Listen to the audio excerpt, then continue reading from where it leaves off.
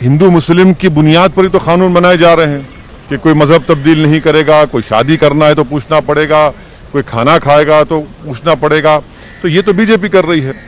हाँ, यकीनन देखिए, पिछले 5 साल के बनिस्बत हमने 5 साल बड़ी मेहनत की। हमारे शौकत साहब, हमारे संगठन के जिम्मेदार आदिल अलवी और हमारे चीफ स्पोक्स पर्सन, इन सब ने बड़ी मेहनत की और उसका नतीजा ये निकला कि जो ज़िला परिषद के चुनाव हुए हैं उसमें हमने करीब 25 से 26 हमारे कैंडिडेट जीते और 40 से 50 के करीब हम लोग दूसरे मुकाम पर आए हैं। तो पहले का बनिस्बत हमारा संगठन करीब 50 से 55 ज़िलों में बड़ा मजबूत है और हमको यकीन है कि इस बार इंशाअल्लाह ताला उत्तर प्रदेश की जनता हमको अपनी दुआओं से, अपनी मोहब्बतों से, अपनी वोट से नवाजेगी और हमारे कैंडिडेट उत्तर प्रदेश की विधानसभा में विधायक बनकर जाएंगे। मुद्दा क्या रहेगा सर, डेवलपमेंट, प्रोग्रेसिव सोच या फिर हिंदू मुसलमान?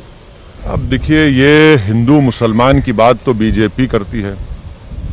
इनके लिए तो ये बता ही नहीं सकते ना डेवलपमेंट, क्योंकि कोरोना के सेकेंड वेव में पूरे देश में और ख़ासतौर से उत्तर प्रदेश में तो बीजेपी कहीं नज़र नहीं आई। और मैं फिर से कह रहा हूं कि सेकेंड वेव में 3 से 4 लाख लोगों की मौत उत्तर प्रदेश में हुई है। तो गवर्नेंस में नाकाम साबित हुए, महिलाओं के को सुरक्षा प्रोवाइड करने में नाकाम साबित हुए। हिंदू मुस्लिम की बुनियाद पर ही तो कानून बनाए जा रहे हैं कि कोई मजहब तब्दील नहीं करेगा, कोई शादी करना है तो पूछना पड़ेगा, कोई खाना खाएगा तो पूछना पड़ेगा। तो ये तो बीजेपी कर रही है। अभी से ही योगी आदित्यनाथ पब्लिक रैली में और मंच पर ये बोलने लग गए हैं कि जो हमने वादे किए थे कि रामलला आएंगे, मंदिर वहीं बनाएंगे, और अब्बा जान और मुसलमानों पर टिक्का टिप्पणी करने लग गए हैं। क्या योगी आदित्यनाथ को ये बताना चाहिए कि उत्तर प्रदेश में मुसलमानों का जो लिटरेसी रेट 58% क्यों है, महिलाओं में सबसे कम मुस्लिम महिलाओं का क्यों है, ग्रेजुएट्स में 2% क्यों है, ड्रॉप आउट रेट में 5th क्लास से 12th क्लास तक 55% क्यों है। उन्होंने क्या किया एजुकेशन के मामले में बताइए। आए दिन दलित शेड्यूल कास्ट पर उन पर जुल्म होते रहता है, महिलाओं का रेप होता है। डेवलपमेंट उन्होंने क्या किया, सेकेंड कोरोना वेव में गंगा के ऊपर पानी पर लाशें तीर रही थी और आप कुछ जरा भी इंसानियत आपके सीने में नहीं है कि आप इसको अपनी गलती मानते हैं। आप कह रहे नहीं, वो तो तरीका है लोगों का पानी में बहाने का, नदी के किनारे दफना देने का। लेकिन क्या आपको लगता है कि जिस तरीके से अभी से ध्रुवीकरण करने की कोशिश की जा रही है उसमें चुनावी मुद्दे इसमें देखिए, इसमें आपको और हमको ताज्जुब होने की जरूरत नहीं। बीजेपी तो करती है और करती रहेगी ना।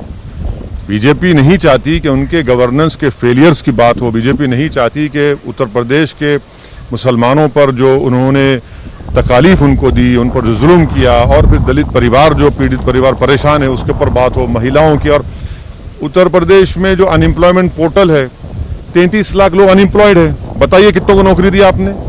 आपके गवर्नमेंट पोर्टल पर 33 लाख अनएम्प्लॉयमेंट के नाम रजिस्टर हुए हैं। इस पर कोई बात नहीं करना चाह रही।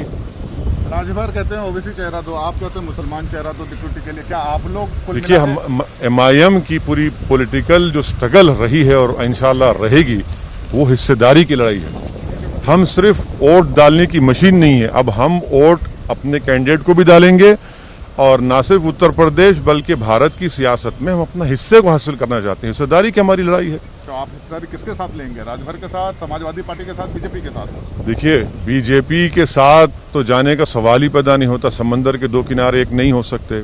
अब ये दूसरी पार्टियों पर ये उनको सोचना है वो क्या करेंगे। दिल्ली में सर एक सवाल, दिल्ली में मुसलमान विरोधी नारे लगते हैं, उसकी गूंज यूपी तक जाती है, पकड़े भी जाते हैं और बीजेपी के नेता उसमें शामिल होते हैं, अश्विनी उपाध्याय। क्या आपको लगता है कि यही चुनावी मुद्दा बनने वाला आगामी चुनाव यूपी में? पूछिए बीजेपी से कि पार्लियामेंट से 10 कदम के फासले पर मुसलमानों को कत्ल करने की, उनको मारने की बातें की जाती हैं, उनको रुस्वा करने के नारे लगाए जाते हैं और पुलिस को एक्शन लेना पड़ता है 24 घंटे के बाद। ये संसद का साया वहां तक पड़ता है और आप उस साये में खड़े होकर आप इस तरह की गंदगी को बयान करते हैं। तो ये क्यों कह रहे हैं तमाम लोग? इसलिए कह रहे हैं कि उनको मालूम कि सत्ता में जो बीजेपी है वो उनके माई बाप है। मुसलमानों उठो, अब उठने का वक्त है। दुनिया को मालूम होगा कि हमारे आंसुओं की कीमत